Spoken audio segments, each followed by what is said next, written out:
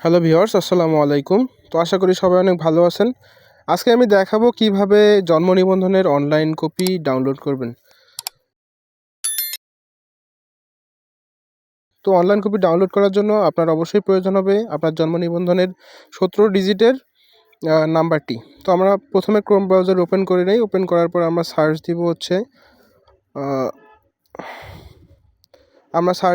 ই-ভেরিফাই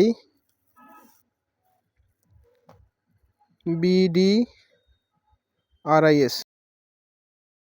ই-ভেরিফাই BDRIS.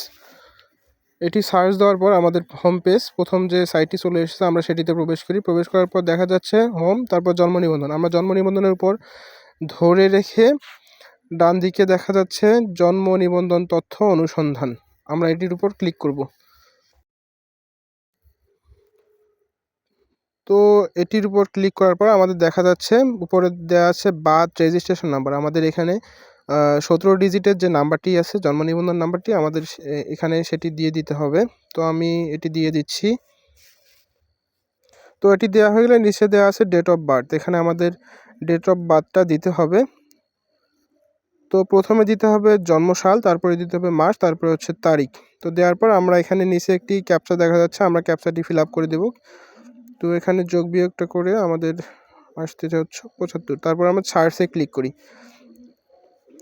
সার্চে click করার পর একটু লোড নিচ্ছে। লোড নেওয়ার পর দেখা যাচ্ছে আমাদের কাঙ্ক্ষিত যে কপিটি, অনলাইন ভেরিফিকেশন কপি, সেটি আমাদের চলে এসেছে।